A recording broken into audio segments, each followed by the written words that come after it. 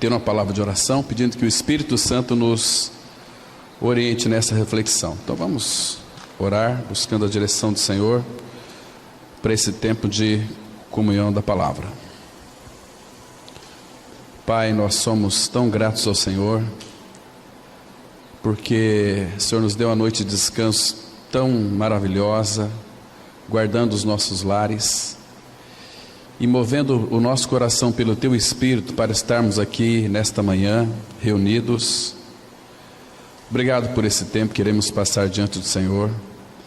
Pedimos, ó Pai, que Tu faças com que a Tua palavra frutifique em nossas vidas, nos edificando, nos admoestando, nos corrigindo, abrindo os nossos olhos para vermos toda a realidade espiritual que há na pessoa de Cristo.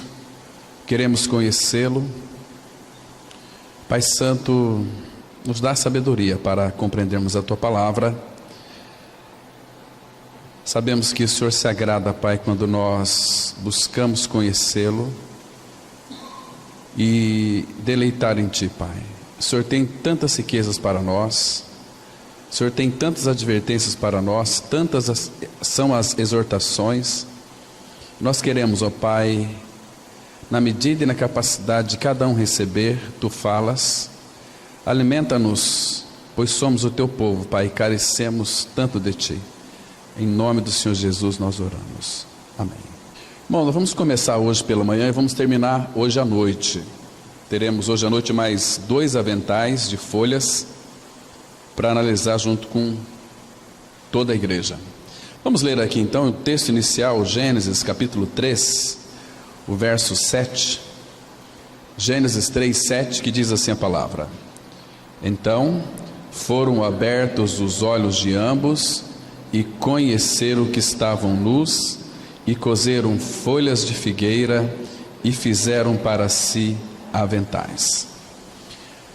Irmãos, alguns estudiosos, eles têm plena convicção, eu também acredito, creio, que aqui começou todo o esquema religioso para o homem se religar até Deus. Exatamente esse é o significado da palavra religião. Religare, no aramaico, que é o homem tentando com seus esforços se ligar a Deus. Religare, religião.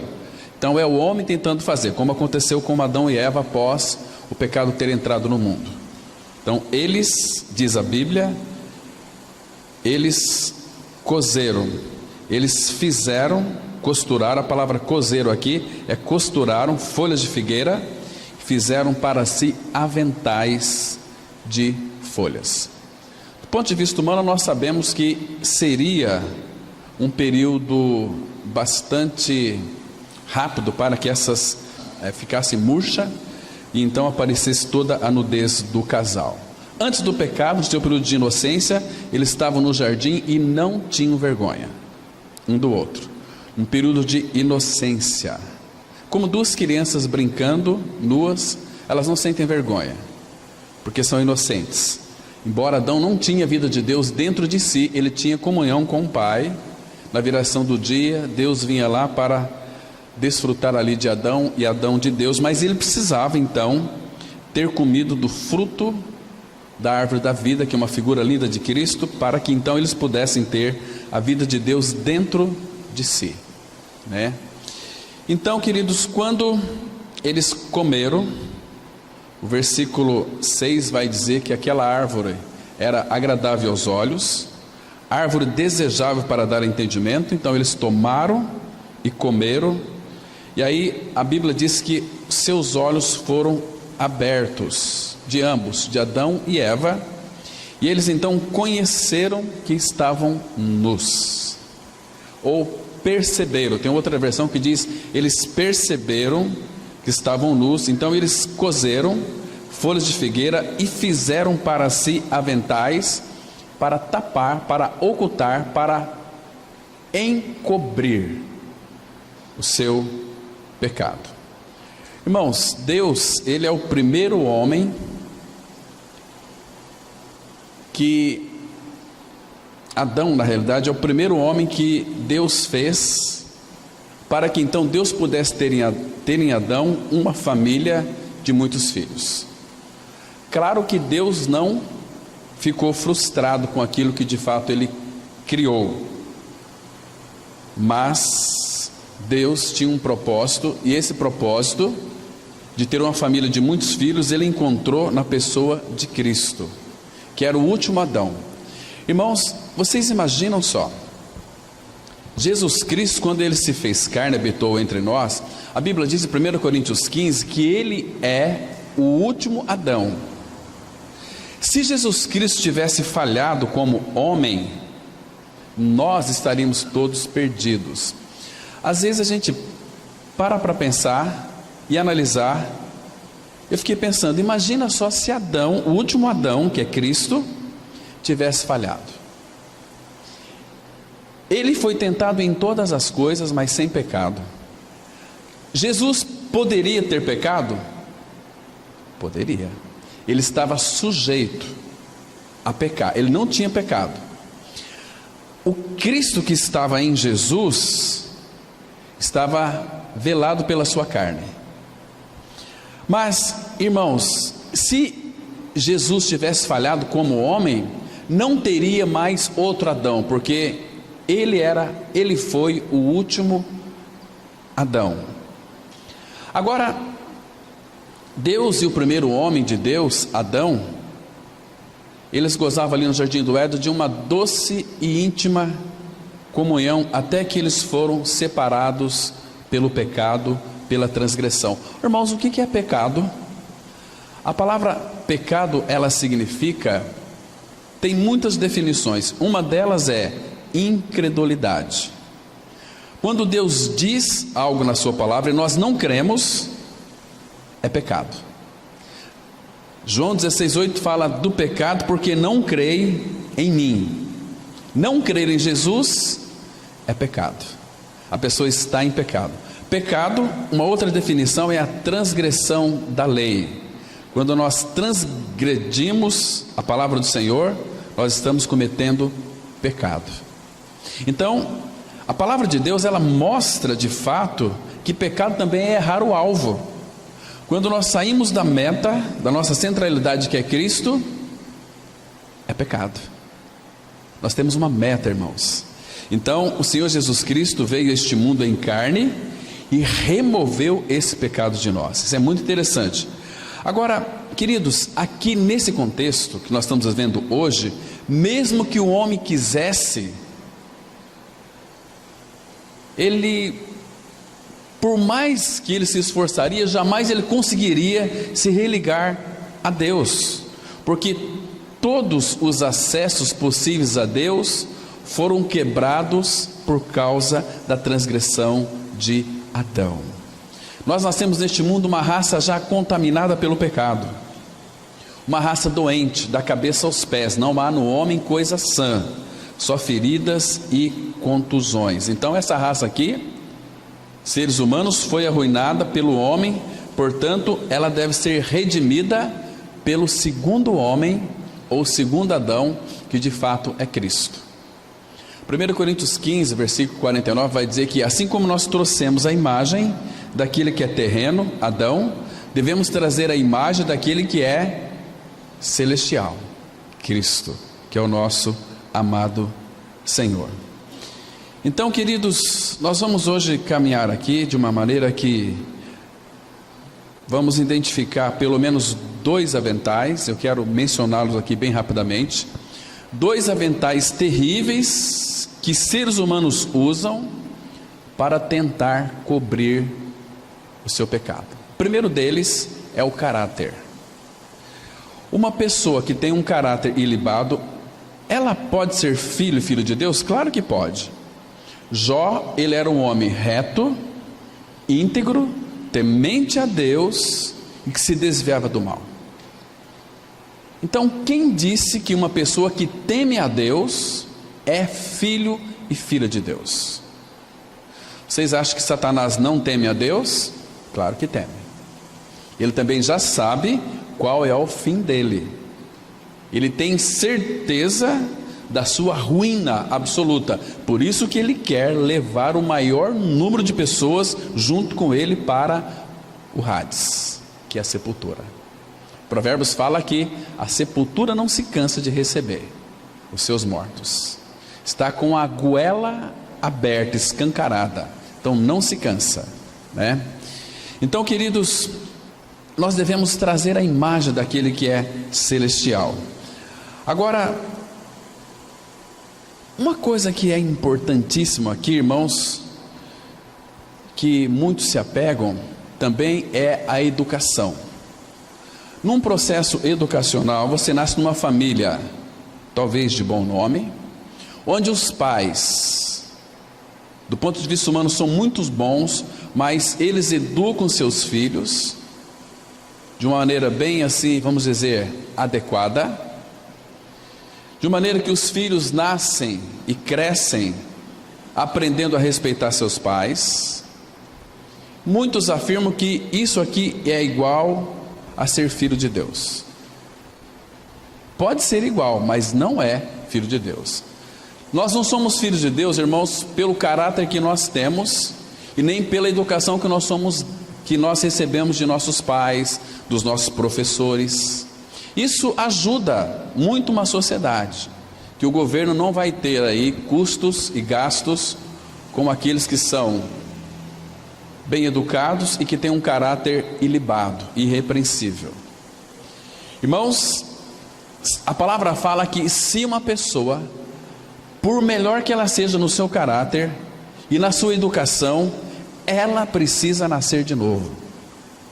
Se não nascer de novo, foi Jesus quem disse, ela não pode ver o reino de Deus. E aquele que não nascer de novo, naquele grande dia, Isaías 47, versículo 3, fala que não serão poupados. Não importa, se seja uma pessoa foi muito boa aqui na face da terra, um caráter assim, ilibado, vamos dizer assim, uma educação primorosa, mas se não nasceu de novo, não será poupado. Porque, irmãos, quando nós vemos uma pessoa que tem um bom caráter, o que nós pensamos dela? É uma pessoa maravilhosa, é um exemplo a ser seguido. Não é assim que nós pensamos? É assim. Agora, queridos, ter um bom caráter não é de forma alguma uma necessidade para entrar no reino de Deus, nem ser bem educado. Isso são folhas ou aventais de folhas que o homem procura para então encobrir a sua nudez. Irmãos, deixa eu mostrar para vocês aqui, abra aqui em Gênesis, já que nós estamos em Gênesis, capítulo 13, versículo 10 e 11. Aqui a palavra vai mostrar uma questão muito interessante. Gênesis 13, versículo 10 e 11, que fala daquela escolha que Ló teve, como Eva teve quando o pecado entrou no mundo, que ela foi iludida por Satanás. Vocês devem conhecer muito bem esse texto aqui. O versículo Gênesis 13, versículo 10 e 11 diz assim: levantou Ló os olhos e viu toda a campina do Jordão, que era toda bem regada, antes de haver o Senhor destruído Sodoma e Gomorra, como o jardim do Senhor, como a terra do Egito, como quem vai para Zoar. Então Ló escolheu para si toda a campina do Jordão e partiu para o oriente. Separaram-se um do outro. Queridos, uma pessoa que de fato ela tem um bom caráter, tem uma boa educação, ela sempre vai viver a sua vida pela sua vista. Por que Ló caiu lá em Sodoma e Gomorra? Ele tinha bastante gado, e Abraão também, e os pastores de ambos não estavam se entendendo muito bem. Então Abraão disse o seguinte: Ló, está havendo uma dissensão entre os nossos liderados, nós temos que se separar, Porque Ló foi um grande problema para Abraão, porque Deus chamou Abraão, somente ele, para fazer dele uma grande nação. Ele trouxe toda a sua família, inclusive o seu sobrinho Ló. E Abraão teve muita dor de cabeça. Claro que Ló conheceu o Senhor, se tornou um filho de Deus, mas quando foi para ele escolher, ele olhou do ponto de vista humano, viu aquelas campinas, lugar muito bonito, cheio de pastos, e disse o seguinte: aqui vai ser bom para o meu gado pastar. Ele foi armando as suas tendas, quando de repente ele estava dentro de Sodoma e Gomorra, uma cidade perversa, uma cidade que nós falamos alguns domingos atrás, que o julgamento de Deus hoje vai ser sempre com fogo. Este mundo está condenado a ser destruído com fogo, é uma questão de tempo. Já começou mostrando aqui em Sodoma e Gomorra, depois do dilúvio, aqueles homens perversos. Irmãos, se você ler Romanos capítulo 1, Paulo, ele interpreta para nós como era Sodoma e Gomorra e como seria a sociedade atualmente: podre, nojenta, pecadora, perversa.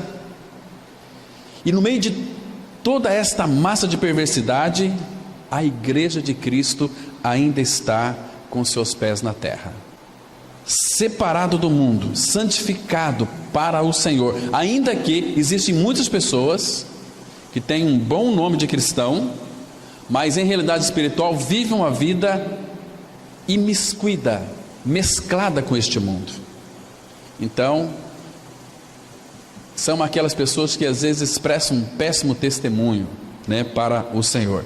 Mas, irmãos, vocês entendem que depois, quando Abraão ele foi morar nas tendas, separado do mundo, uma vida distante do mundo, estava no mundo, mas era uma vida separado. Quando Deus anunciou a destruição de Sodoma e Gomorra, ele foi falar não com Ló, foi falar com Abraão, que vivia uma vida separada do mundo.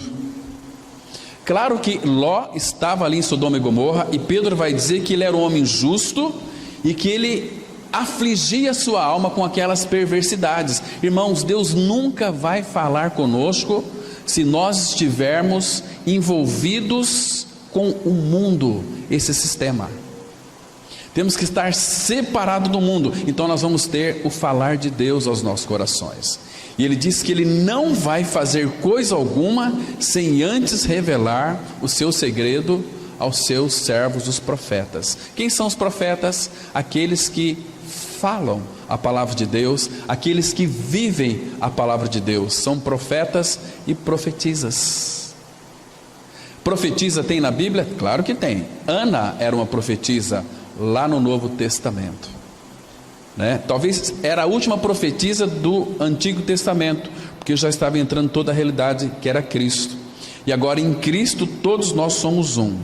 Mas, queridos irmãos, em nossos dias, vocês têm percebido, irmãos, como há tantas justificativas no meio do povo de Deus?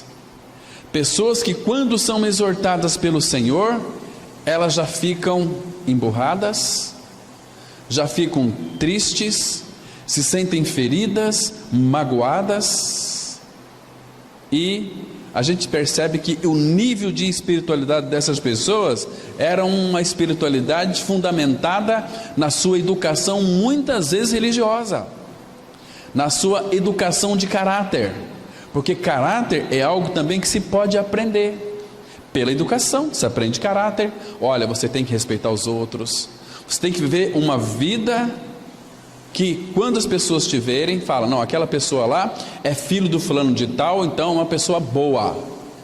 É filho de tal significa nada. Se você não for filho de Deus, você pode ser filho de muitos tais, mas se você não for filho de Deus, você de alguma maneira vai usar algum tipo de avental também.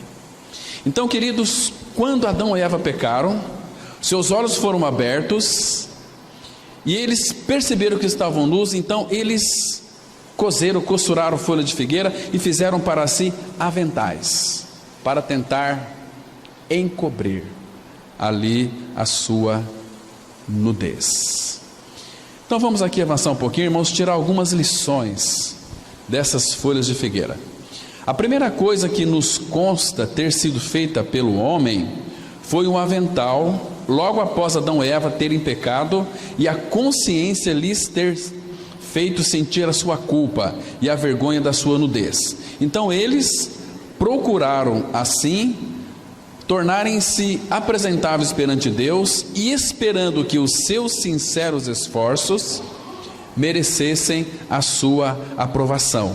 Mas nenhuma vestimenta que o homem natural providencie para a carne será agradável a Deus. Deus nos fez, presta atenção, irmãos, não é nós nos fazendo agradáveis a Deus, é Deus nos fez agradáveis a si em Cristo, no amado.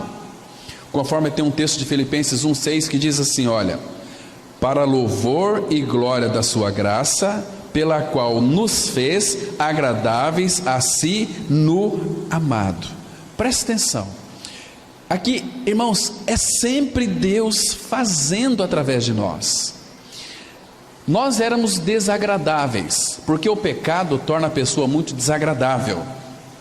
Então a pessoa percebe que ela faz de tudo para ser agradável às outras.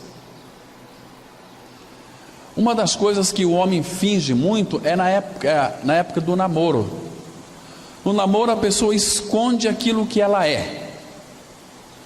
Os pais conhecem seus filhos.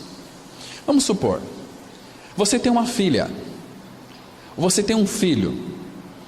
Se de repente um rapaz, hoje não se usa mais isso, mas se um rapaz chega para namorar sua filha, e ele tem que pedir para os pais, os cristãos hoje, ainda existe esse costume, muito interessante, mas o que você falaria para o rapaz que vai namorar sua filha, a respeito da sua filha?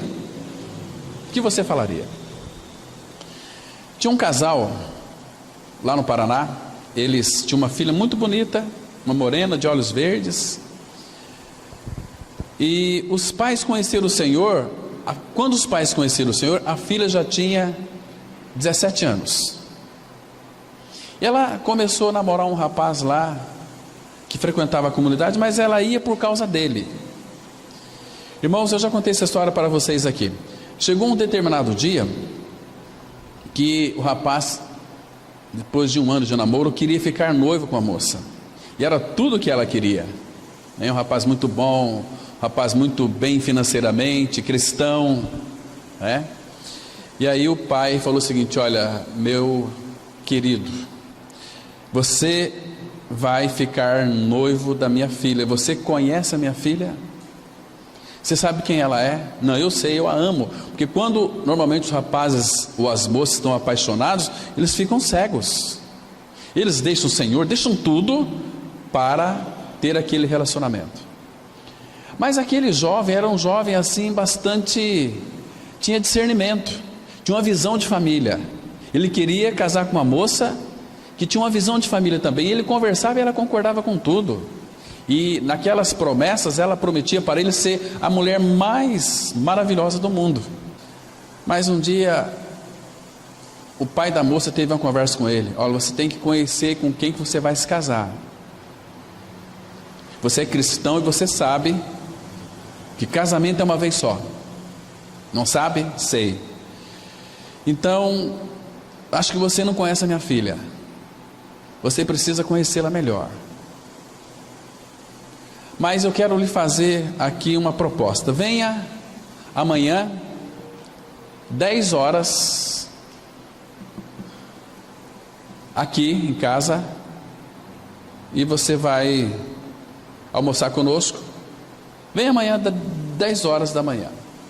E foi num sábado, o rapaz foi lá, 10 horas da manhã, chegou e falou: opa, tudo bem? Tudo bem, que bom que você veio. E ele disse: cadê a fulana? Ela está dormindo. Dormindo? Sábado, 10 horas da manhã, dormindo? Sim. Eu queria que você fosse lá acordá-la.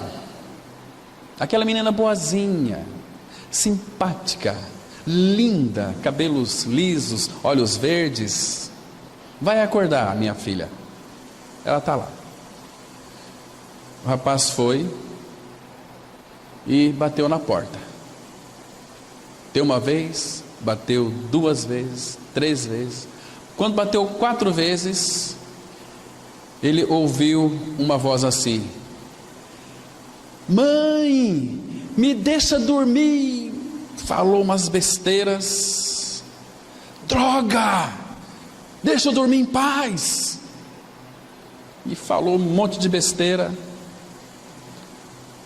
Aí o rapaz virou as costas e falou para o homem: eu não conhecia sua filha, depois eu falo com ela. E foi embora. A menina levantou depois brava, xingando a mãe, xingando o pai. E a mãe falou: olha filha, não foi eu que fiz isso, foi o teu pretendente, teu namorado que veio aqui te acordar. O que aconteceu? O rapaz então terminou com ela. Queridos, as pessoas hoje fingem muito, fingem até serem cristãs. As pessoas fazem de tudo para ser agradáveis, para ser aceito. Eu sei que talvez aqui existe algumas pessoas que em casa elas não se respeitam. Em casa é casa do papai, é casa da mamãe, nossa casa. Mas queridos, nós não nos respeitamos nem na nossa casa. Sabe por quê? Quem de vocês aqui, quando de repente vai assistir uma televisão, eu sei que muitos aqui assistem, senta no sofá de uma forma adequada? Como é que nós fazemos? Nós deitamos, né? Esticamos os pés, estamos em casa. Isso é uma falta de respeito para consigo mesmo. E os filhos estão vendo a gente fazer isso, né? As pessoas, quando vai fechar a porta de um armário, é com o pé, né? Empurra. Uma forma inadequada, não ter respeito consigo mesmo. Então, irmãos, nós estamos ensinando os nossos filhos a todos os dias. Mas lá fora, por que na casa dos outros a gente não chega assim, né? Senta no sofá e estica os pés? Por que nós não fazemos isso? Porque nós sabemos que é errado, não é assim? Mas na nossa casa não é errado isso? Casa é casa. Bom, se é errado na minha casa, tem que ser errado na casa dos outros. Se é certo na minha casa, tem que ser certo na casa dos outros. Só que nós, na casa dos outros, nós queremos ser agradáveis para aquelas pessoas. Nós nos comportamos até fora do normal, né? Meu Deus, como eu estou bem comportado aqui. Não é assim? Queridos, mas a coisa mais pior é quando uma pessoa quer ser agradável a Deus na base do seu esforço. Esse texto aqui, queridos, que fala que Deus nos fez agradáveis a Ele mesmo. Deus nos fez agradável a Ele em Cristo. Irmãos, muitos querem agradar a Deus na base do seu esforço, não irão conseguir nunca. Deus nos fez agradáveis a Ele mesmo. Irmãos, nós somos agradáveis aos seus olhos. Quando eu olho para esse texto aqui e me aproprio dessa verdade, eu sou agradável ao Pai. Por quê? Porque o Pai me fez agradável a Ele em Cristo. Agora, queridos, quando uma pessoa, vamos colocar aqui no ponto de vista humano, quando uma pessoa é agradável para você, o que você retribui para aquela pessoa? Quando existe uma pessoa que me agrada, nossa, eu faço de tudo para retribuir aquela pessoa, de tudo. Agora, irmãos, nós somos agradáveis a Deus. Deus se agradou de nós em Cristo. Deus nos fez agradável a Ele mesmo. Então, irmãos, o que Deus pretende fazer com aquelas pessoas que são agradáveis a Ele? Vamos abrir um texto aqui, em Jeremias 33. Jeremias 33, vamos ler aqui a partir do versículo 8. Para pensar, irmãos. Somos agradáveis aos olhos do Pai, porque Ele nos fez agradáveis a si, na pessoa de Cristo. Veja só, o versículo 8 fala daquela purificação, é o método que Ele usou para nos tornar agradáveis, né? Purificá-lo-eis de toda a sua iniquidade, com que pecaram contra mim. perdoarei todas as suas iniquidades com que pecaram e transgrediram contra mim. Aqui então Deus nos fez agradáveis a Ele em Cristo. Agora, olha o versículo 9. Jerusalém, aqui irmãos, é uma figura da igreja. Jerusalém me servirá por nome, por louvor e glória. Irmãos, nós somos a glória de Cristo. Entre todas as nações da terra que ouvirem todo o bem que eu lhe faço, espantar-se-ão e tremerão por causa de todo o bem e por causa de toda a paz que eu lhe dou. Quando fala todo o bem, irmãos, Deus é infinito, e aquelas pessoas que Deus fez agradável a Ele mesmo, Ele vai nos cobrir de todo o bem. Muitos não desfrutam disso porque não creem no Senhor, porque Ele disse aqui que nos cumularia de bens. Em Cristo está todo bem. Todo bem, Filemão 1,6, todo bem que há em nós, por causa de Cristo. Nós já temos todo bem, porque, irmãos, aquilo que era desagradável ao Pai, Cristo removeu lá na cruz do Calvário no seu corpo, quando nos levou à morte. Fomos crucificados, o velho homem já foi removido de nós, então Cristo é a nossa vida, somos aos olhos do Pai agradáveis a Ele. E Ele diz aqui, que linda promessa, olha aqui o versículo 10, assim diz o Senhor, neste lugar que vós dizeis que está deserto, claro, uma vida sem Cristo é um deserto, sem homens nem animais, na cidade de Judá e nas ruas de Jerusalém que estão assoladas, sem homens, sem moradores, sem animais, ainda se ouvirá a voz de júbilo e de alegria, e a voz de noivo e a de noiva, e a voz dos que cantam, rendei graças ao Senhor dos exércitos, porque Ele é bom, porque a sua misericórdia dura para sempre, e dos que trazem ofertas de ações de graças à casa do Senhor, porque restaurarei a sorte da terra, como no princípio, diz o Senhor. Que lindo, irmãos. Então, são muito mais coisas aqui, que nós somos agradáveis aos olhos do Pai por causa de Cristo. Então, o que Ele vai fazer conosco é muito grande, quer nos dar e nos cumular de tantas bênçãos. Vamos avançar aqui um pouquinho mais. Ora, é precisamente isto que tanta gente se esforça por fazer, ser agradáveis a Deus na brasa do seu esforço. Elas dizem assim, olha, faço o melhor que posso, procuro respeitar os mandamentos da lei de Deus, procuro seguir o exemplo de Jesus, etc. Esforços humanos, esforços religiosos.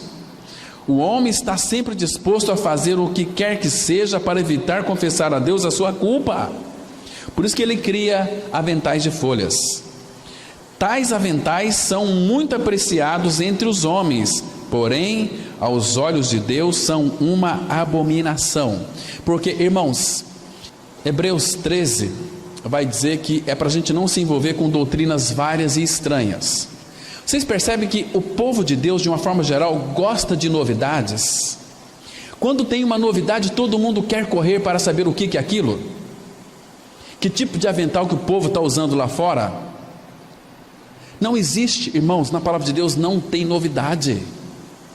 Cristo é a novidade de vida, é a vida nova.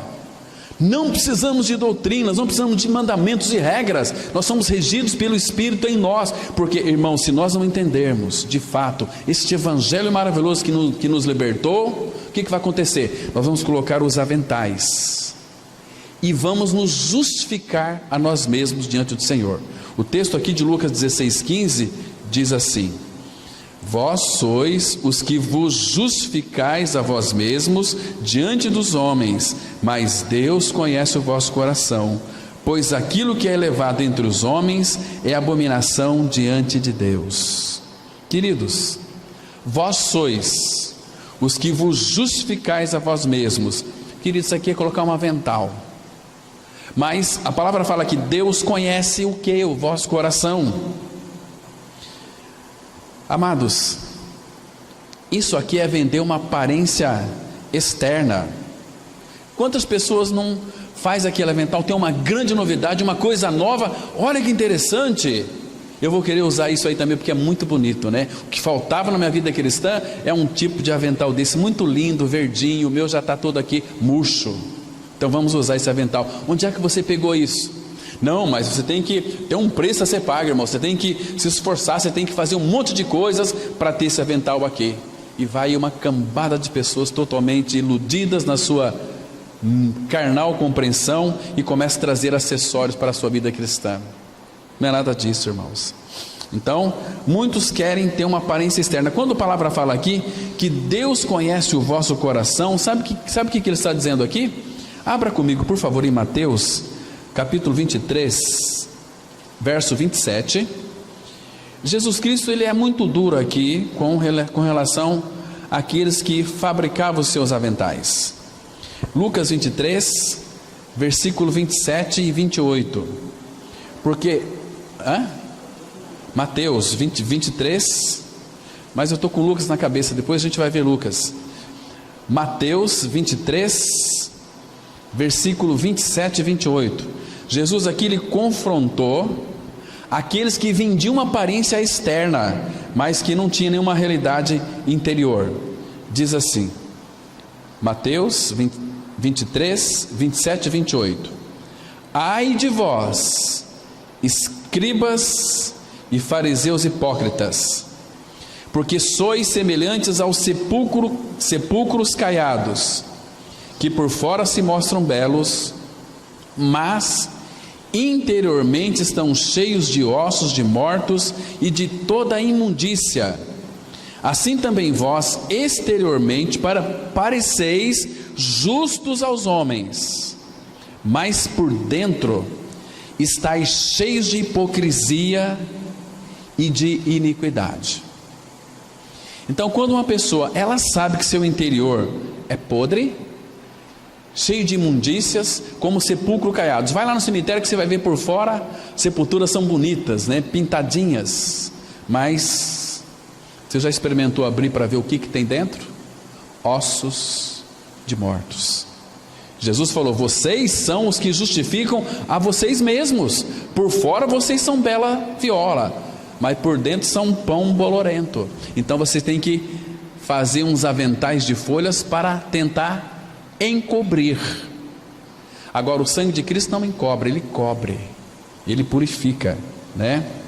Irmãos, porque quem nos justifica é o Senhor. Isaías 58 vai mostrar exatamente isso. Vamos avançar aqui.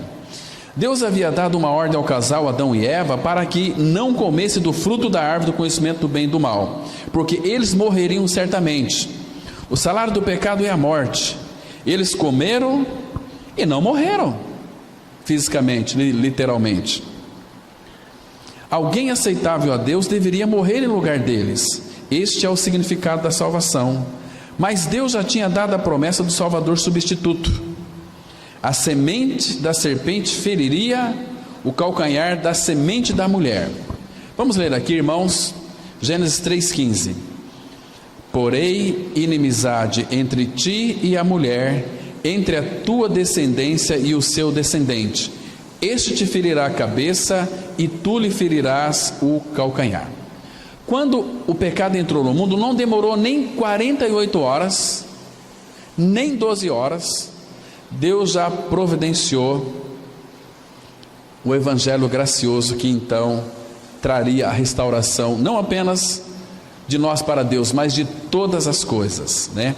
O descendente da mulher aqui é Cristo. Olha que coisa impressionante aqui. Aqui é a primeira vez que Deus então começa a anunciar o evangelho, e anunciou o evangelho para Satanás. Porém, inimizade entre ti e a mulher. Queridos, a única pessoa que valorizou a mulher foi Jesus. Por que as mulheres são tão desvalorizadas hoje? Por quê? Porque Satanás faz de tudo para que elas sejam desvalorizadas. O ministério sacerdotal na face da terra não começou com o homem. Nós somos os sacerdotes do nosso lar, mas quem foi o primeiro sacerdote humano que anunciou o Evangelho? Foi uma prostituta chamada Maria Madalena. Quando ela viu o Senhor, ela amava tanto o Senhor, irmãos, que mesmo depois de morto, ela estava ali. Vocês se lembram? Se você ler João capítulo 21 com bastante cuidado, com bastante pericrição, você vai descobrir que lá em Gênesis 3, o pecado entrou no jardim, no Éden. Em João 21, no Novo Testamento, você vai perceber que a restauração começou num jardim. Quando Maria Madalena olhou aquele jardineiro, e era o Senhor Jesus, o que ela disse para ele? Senhor, você por acaso não viu onde puseram o corpo do meu Senhor? Se o Senhor então souber, me fala para mim que eu vou buscá-la e trazer de volta para cá. Ela ficou tão preocupada. Aí lembra que Jesus disse para ela, mulher. Ela não reconheceu ainda, mas quando ele disse Maria, as escamas dos olhos de Maria Madalena caiu por terra, e ela pôde contemplar o Senhor. Rabone, Senhor meu. Lembra o que o Senhor Jesus disse para ela? Mas vai ter com os meus irmãos e diz a eles, subo para o meu Pai e para o vosso Pai, para o meu Deus e vosso Deus. Então Maria Madalena, ela foi o primeiro ser humano a exercer o sacerdócio de fazer uma anunciação e também da filiação. Ela foi a primeira mulher na face da terra a saber que ela era uma filha de Deus. E diz a meus irmãos que eu subo para o meu Pai e agora o vosso Pai, para o meu Deus e também para o vosso Deus. Que lindo, irmãos, que linda cena.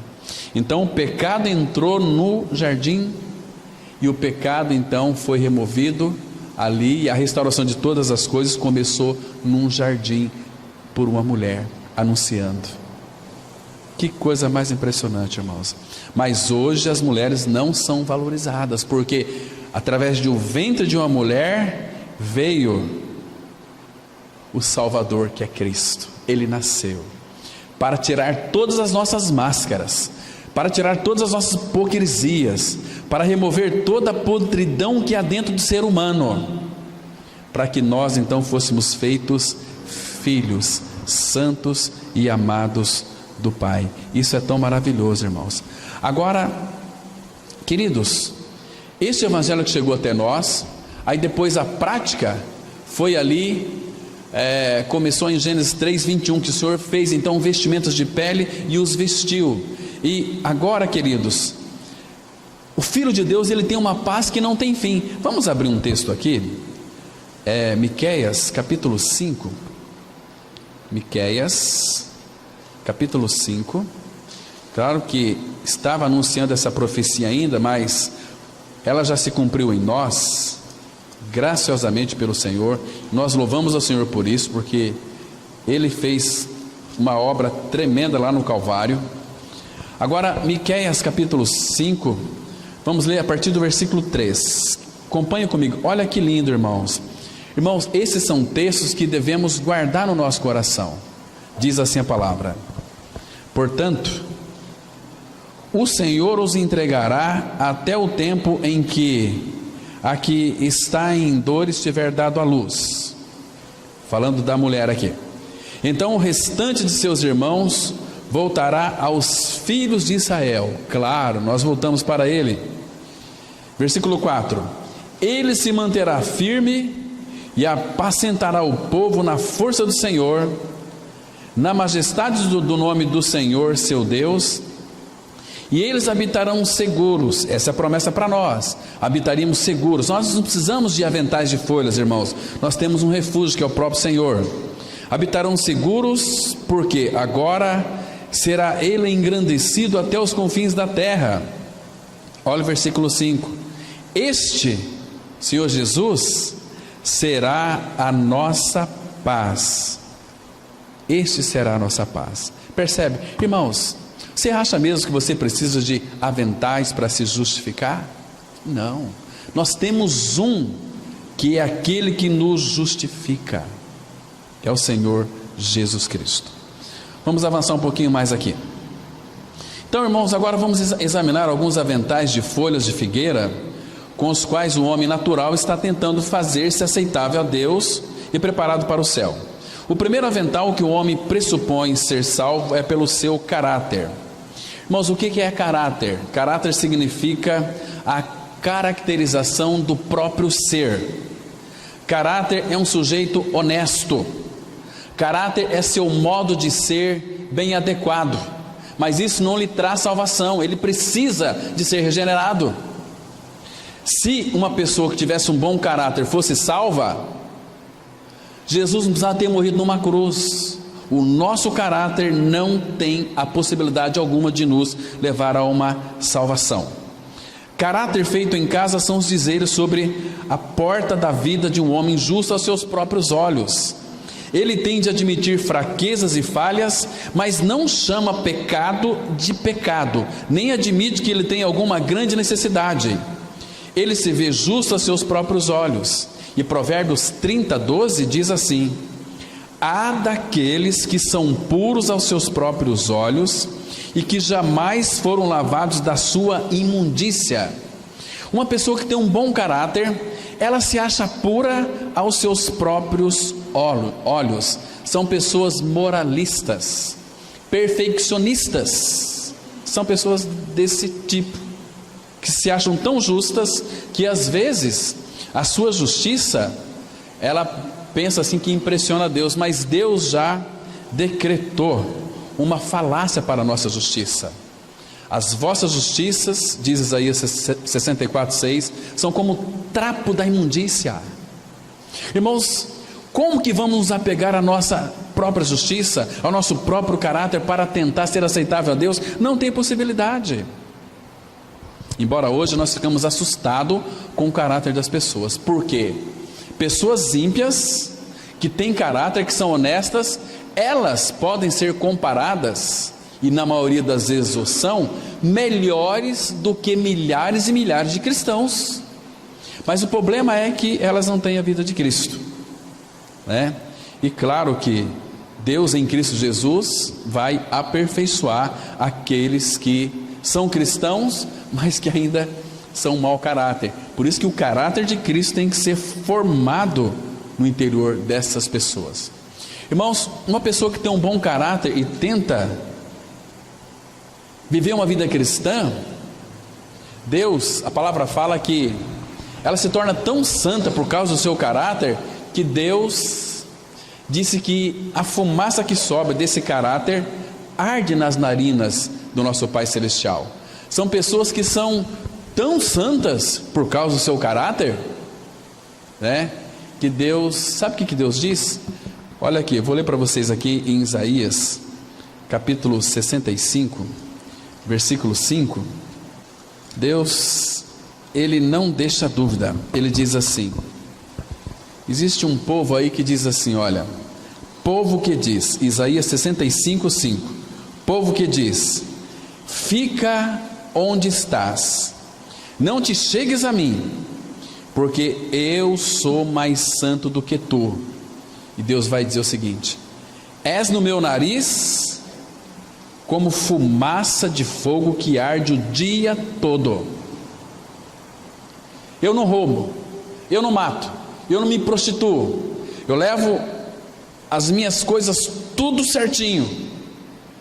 Então, eu sou um cristão pelo meu caráter. Não.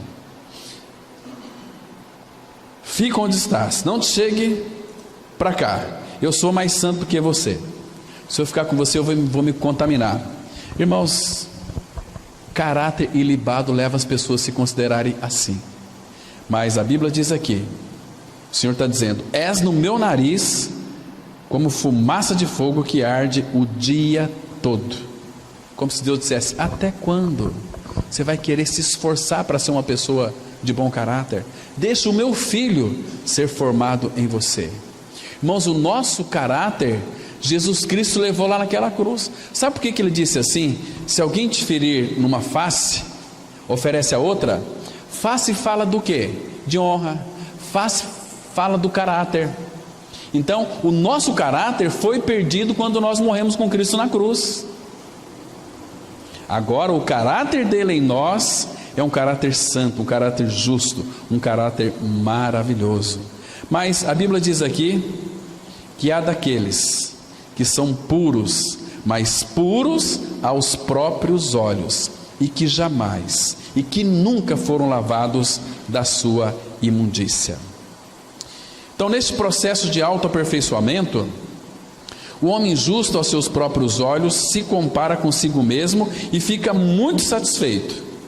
Ele também se compara com outro homem e fica mais do que satisfeito, como o fariseu de Lucas 18:11, que diz assim a palavra: o fariseu, posto em pé, orava de si para si mesmo desta forma: ó Deus, graças te dou, porque não sou como os demais homens, roubadores, injustos e adúlteros, nem ainda como este publicano. Irmãos, quando Paulo atingiu a sua maturidade espiritual, sabe o que ele disse? 1 Timóteo 1,15: eu sou o principal dos pecadores. Irmãos, mas Paulo era santo, mas Paulo foi justificado, Paulo foi um homem maduro, Paulo, ele estava bem pertinho da luz. Imagina o apóstolo Paulo no nosso meio aqui hoje. Eu particularmente consideraria um homem santo, um homem justo, um homem bom, de um caráter santo também. Mas ele dizia: olha, Cláudio, eu sou principal dos pecadores. Mas como, Paulo? Como que Paulo explicaria para nós isso? Desta seguinte maneira: é que Paulo estava tão perto da luz, que é Cristo, e a luz incendia sobre as suas trevas, e Paulo ainda se via um pecador. Deus não o via assim. Deus via Paulo justo, sem defeito, sem mácula. Mas Paulo, por conhecer o Senhor, olha quem eu sou, o principal dos pecadores. Quarta-feira nós estamos estudando a carta de Filipenses, e nós vimos aqui sobre aquela linda visão do apóstolo Paulo que ele teve ali em 2 Coríntios 12, que ele foi arrebatado até o terceiro céu, até o paraíso, e ouviu palavras inefáveis. Então nós fizemos uma pergunta para os irmãos: quem de vocês aqui gostaria de ter uma visão como essa de Paulo? Aí muitos levantaram a mão. Mas o apóstolo Paulo teve aquela visão de Cristo e ouviu palavras inefáveis que não é lícito ao homem referir. Você sabe quando que Paulo teve aquela visão? Foi quando lá em Atos 14, versículo 19, que quando Paulo foi apedrejado pelos judeus, fariseus, e foi dado como morto.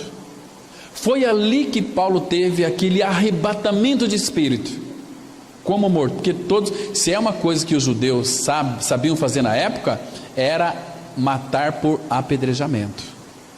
Então Paulo, naquele contexto, semi-morto, ele teve aquela linda visão de Cristo. Irmãos, todos nós gostamos, né, de ter visão do Senhor. Como é maravilhoso.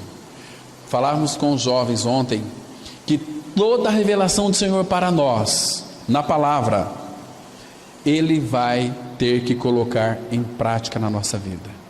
Irmãos, o que adianta nós termos um monte de conhecimento da Bíblia se nós não praticamos a palavra? Nós temos o Espírito Santo, que é o obediente, que habita em nós, e ele nos habilita a obedecermos a palavra. Mas muitos irmãos têm um conhecimento da Bíblia e nunca terão prática da palavra de Deus, porque nunca tiveram uma revelação da palavra de Deus. Porque toda a revelação que nós temos do Senhor, Ele vai fazer com que sejamos inseridos numa prática.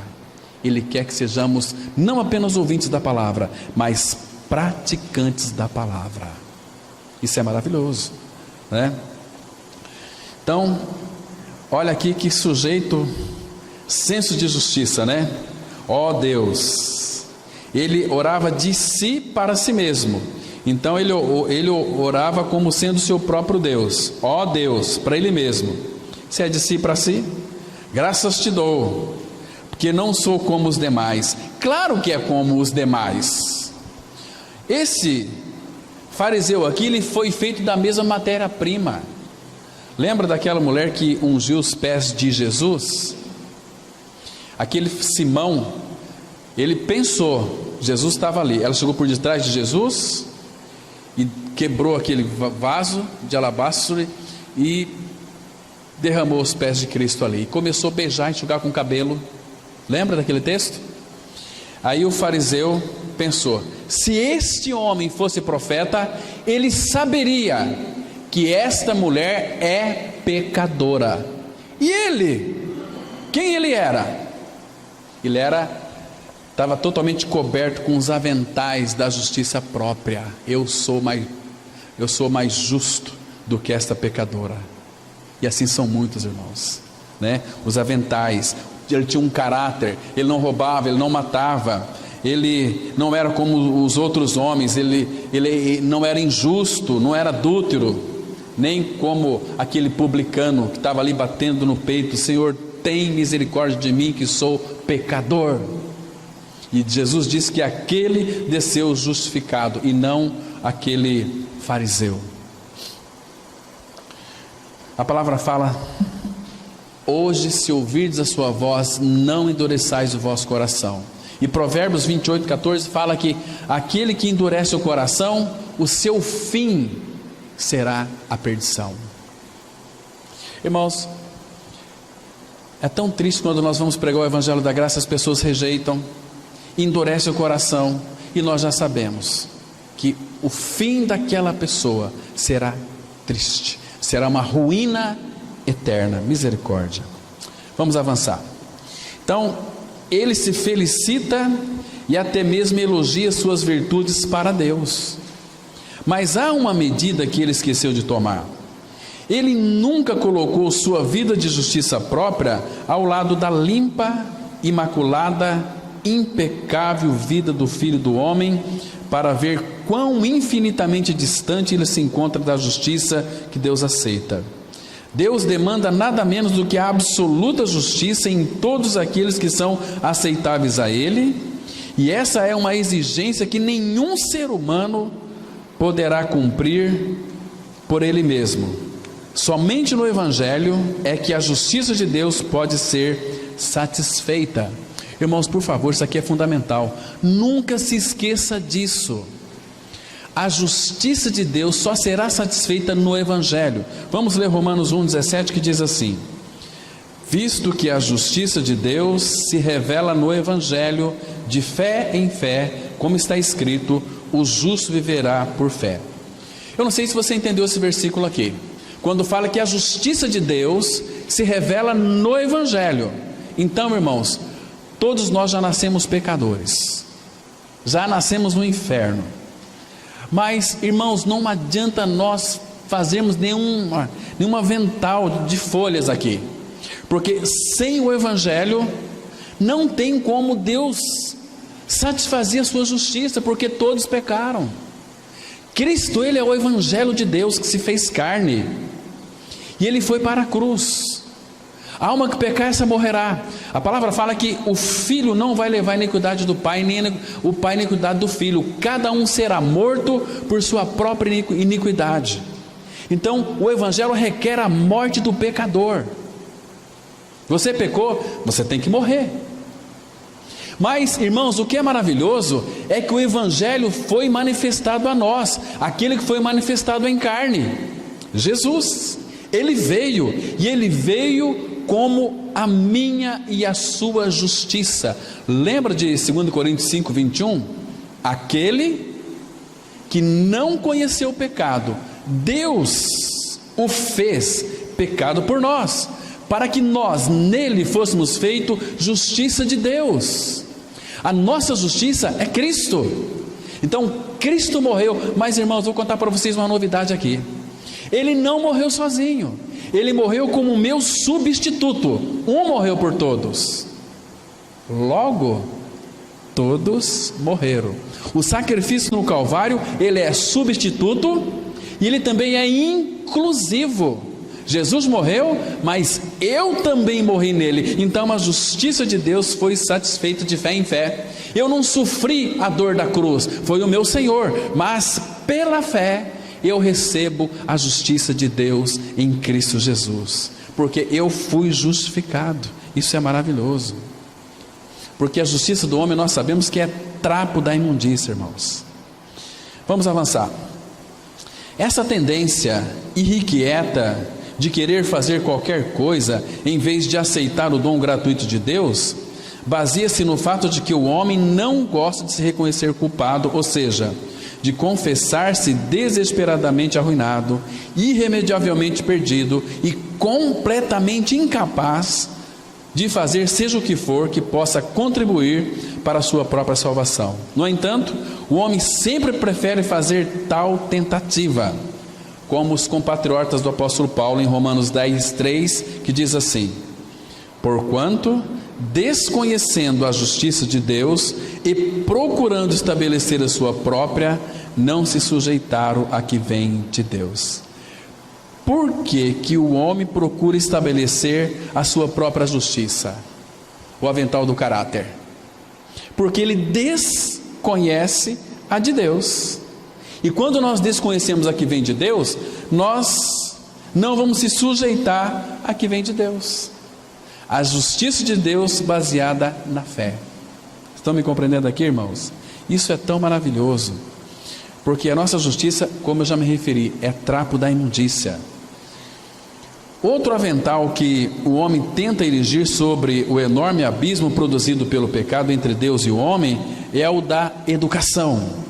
O clamor é: dê a cada um uma educação e então elevem padrões, suscitem ideais e mudem o meio ambiente. Desse modo, cria-se um desejo por melhores condições de vida e uma vida melhor acontecerá. É a educação. Por isso que, irmãos, muitas pessoas, elas dizem assim: Jesus Cristo é alguém que deve ser imitado por nós. Hoje os palestrantes motivacionais, eles pregam exatamente isso, que Jesus é um modelo para nós. Irmãos, Jesus não é um modelo para nós. Então, eles pregam assim: vocês começam a imitar a Cristo, vejam os ensinos de Jesus. Satanás quer isso, que nós tocamos em seus ensinos, mas deixa a cruz de lado. Para quê? Cruz, aí é muito sofrimento. Não, Jesus ele trouxe ensinos maravilhosos, ensinos tão dóceis. Então vamos imitar os ensinos de Jesus, que você vai se tornar um homem ou mulher melhor. Errado, essa é uma pregação demoníaca. O ensino de Jesus é Ele mesmo. Se Cristo não habitar em nós, e para que Ele habite em nós, é necessário que você morra. A cruz ela tem que operar na sua vida, ela tem que remover o seu pecado, para que então o Filho de Deus venha habitar no seu interior. Aí você não vai viver uma vida seguindo os ensinos de Jesus, você vai imitar a Cristo, porque Cristo sendo sua vida, o seu corpo será uma expressão de Cristo. Você não vai imitá-lo, você vai vivê-lo. Vai viver com as suas palavras, com seus gestos, entende? Com seus ouvidos. Você vai saber o que ouvir, vai colocar os olhos naquilo que de fato agrada a Deus também, porque Cristo é a sua vida. As suas falas serão umas falas que vão edificar, serão um falar que é temperado com sal, porque Cristo é a sua vida. Você está cheio de Cristo, o seu falar vai ser um falar dócil, vai ser um falar moralista, não vai ser um falar assim que eu aprendi muitas coisas de Jesus, então a minha vida melhorou tanto. Jesus não quer melhorar a sua vida. Você quer ser feliz? Morra com Cristo, creia que você morreu com Cristo, aí sim. Entende, irmãos? Hoje há homens, então paramos aqui no meio ambiente, né? Desse modo, cria-se um desejo por melhores condições de vida e uma vida melhor acontecerá. Hoje há homens e mulheres inteligentes proclamando o que é necessário para a salvação dos indivíduos e das nações é uma educação maciça, bem diferente do que Jesus disse a Nicodemos, que por sinal era moralista e também mestre em Israel. Irmãos, quem poderia falar alguma coisa contra Nicodemos? Ele era moralista, ele era mestre da lei, era um homem muito bem educado. O que Jesus disse para Nicodemos? Para aquele que era um homem muito bem educado, um homem polido, um homem mestre em Israel, o que Jesus disse para ele? Aqui em João 3,7, Jesus disse assim: olha, não te maravilhes de ter dito, necessário vos é nascer de novo. Nicodemos, não tem jeito, meu irmão, eu não posso lhe aceitar baseado naquilo que você é, um cara moralista, um cara que tem uma boa educação e um cara que é mestre em Israel. Isso aí não tem valor algum. Você precisa nascer de novo. Você não fique maravilhado de eu te dizer que você é necessário para você nascer de novo, porque Jesus sabia, porque Nicodemos foi até ele, porque ele queria, faltava alguma coisa para ele, ele não sabia o que era a vida de Cristo. Ele precisava encontrar algo que pudesse acalmar a sua consciência. Ele era mestre da lei, mas faltava alguma coisa. Hoje, irmãos, a gente conversa com tantos crentes, puxa vida, eles fazem, pessoas que andam certinhas, são pessoas que fazem tudo adequadamente, mas elas falam assim: parece que falta alguma coisa, Cláudio, eu não sei o que é, mas eu acho que não sei o que é. Cristo. Ah, mas eu tenho Cristo. Naquela ânsia, né? Fala-me como é o Cristo que habita em você. O que falta na sua vida, porventura, não é paz? Às vezes eu tenho paz, mas tem vezes que parece que a nossa paz é tirada. Não. É uma paz sem fim, é uma paz em meio a circunstâncias terríveis. Como que é isso?